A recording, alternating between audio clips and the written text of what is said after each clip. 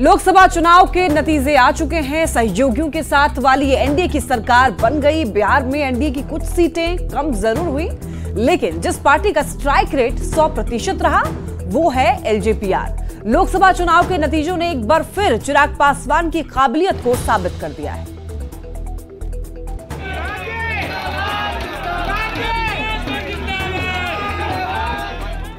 महज 3 साल पहले पार्टी और परिवार टूटने के बाद ऐसा लगा कि चिराग पासवान की सियासत पर विराम लग जाएगा, लेकिन चिराग ने हार नहीं मानी।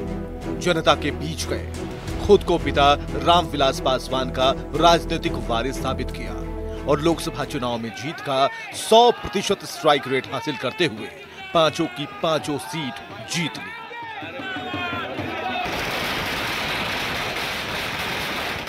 मैं मेरे प्रधानमंत्री आदरणीय नरेंद्र मोदी जी को बधाई देता हूं कि एक बार फिर तीसरी बार मेरे प्रधानमंत्री नरेंद्र मोदी जी के नेतृत्व में एनडीए की सरकार बनने जा रही है। ये कोई पहला चुनाव नहीं है जब एलजेपी ने 100% का स्ट्राइक रेट हासिल किया। 2019 के चुनाव एलजेपी को 6 सीटें मिली थी और सभी 6 सीट पर एलजेपी के उम्मीदवार जीत गए।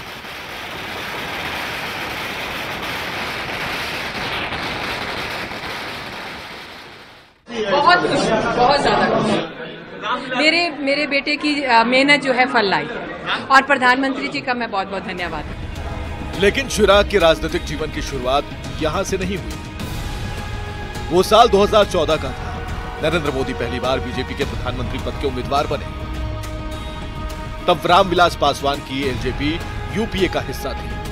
रामविलास पासवान अपने राजनीतिक जीवन के सबसे खराब दौर से गुजर रहे थे। राजनीतिक जानकार मानते हैं कि बेटे चिराग पासवान के कहने पर रामविलास पासवान एनडीए में शामिल हुए।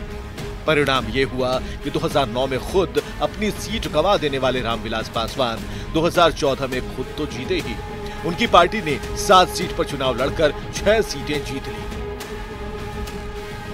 बिहार की राजनीति में एक बार फिर रामविलास पासवान का कद बढ़ गया और चिराग पासवान की रणनीतिक कौशल का लोगों ने लोहा मान लिया।